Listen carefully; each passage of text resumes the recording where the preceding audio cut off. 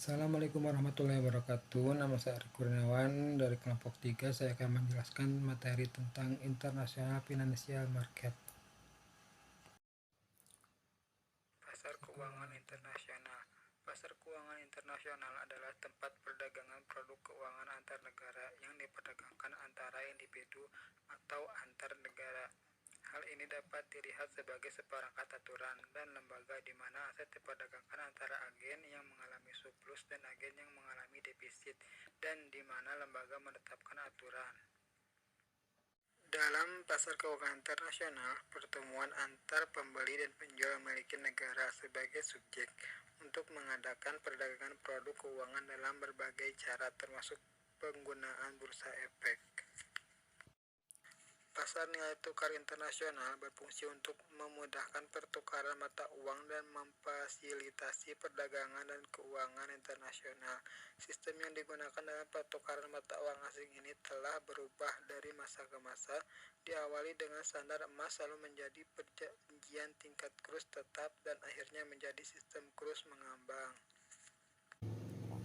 Hambatan. Beberapa hambatan menghalangi pembentukan pasar aset yang berintegrasi: perbedaan pajak, tarif, kuota, kesulitan perpindahan tenaga kerja, perbedaan budaya, perbedaan laporan keuangan, dan biaya komunikasi informasi antar negara. Motivasi investasi di pasar luar negeri. 1.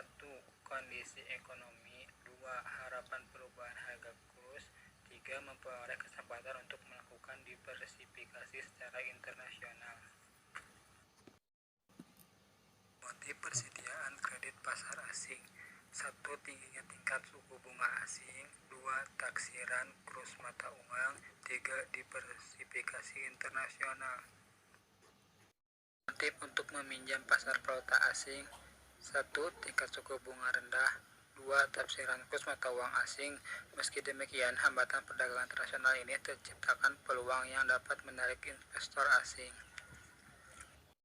Transaksi mata uang asing. Transaksi mata uang asing adalah layanan transaksi jual beli valuta asing untuk memenuhi kebutuhan seseorang dalam melakukan pembayaran dalam mata uang asing maupun lindungi nilai terhadap kewajiban atau kekayaan nasabah. Transaksi mata uang asing terdiri dari transaksi spot dan transaksi forward. Karakteristik bank yang menyediakan transaksi falas. 1. Quote yang kompetitif. 2. Hubungan khusus dengan bank. Bank dapat menawarkan jasa manajemen kas atau usaha untuk memperoleh falas yang sulit sekalipun bagi perusahaan. 3. Kecepatan pelayanan. Perusahaan lebih menyukai bank yang mampu melaksanakan transaksi tepat waktu dan mampu membereskan setiap paperwork, arsip surat menyurat dalam waktu yang cepat. 4. Memberikan advice tentang kondisi pasar. Bid atau ask spread. Menurut Abarwati dan Dewi 2008, bid ask spread merupakan selisih antara tawaran harga jual terendah dan harga beli tertinggi pada akhir jam perdagangan atas suatu jenis saham di BEI. Apabila bid ask spread suatu saham lebih rendah, hal ini menunjukkan bahwa tingkat likuiditas saham tersebut meningkat. Bank komersial umumnya menyediakan layanan transaksi falas untuk memperoleh fee. Setiap saat, bank akan menentukan kurs dan mengquote beli atau bid sebuah mata uang asing lebih rendah dibanding kurs jualnya. Selisih harga kurs jual dan beli dimaksudkan untuk menutupi biaya yang muncul dalam mengakomodasi permintaan menentukan mata uang asing. Interpretasi kurs falas. Interpretasi kurs falas terdiri dari 1. Spot quotation, yaitu penyajian kurs beli dan jual di pasar spot. Forward quotation, yaitu penyajian kurs beli dan jual di pasar forward.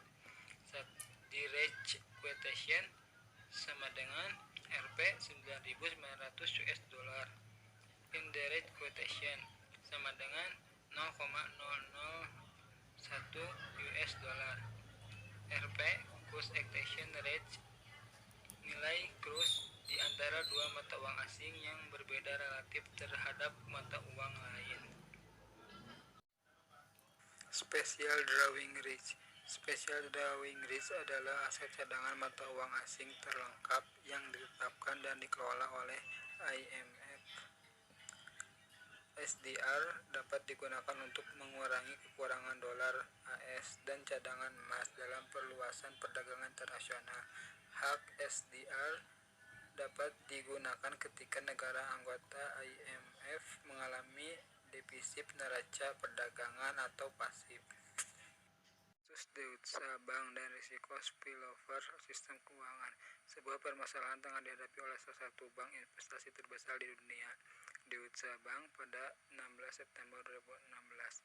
Department of Justice Amerika Serikat meminta penalti sebesar 14 miliar US dollar atas Deutsche Bank untuk menyelesaikan kasus kesalahan penjualan subprime mortgage. Kesalahan penjualan tersebut terjadi sebelum krisis global 2008, pada saat harga perumahan Amerika Serikat mengalami bubble. Publik merespon dengan peningkatan kewaspadaan, tidak kecuali publik Indonesia. Hal ini menunjukkan bahwa interkoneksi keuangan global telah meningkat, mengingatkan kita untuk lebih waspada terhadap kondisi perekonomian global.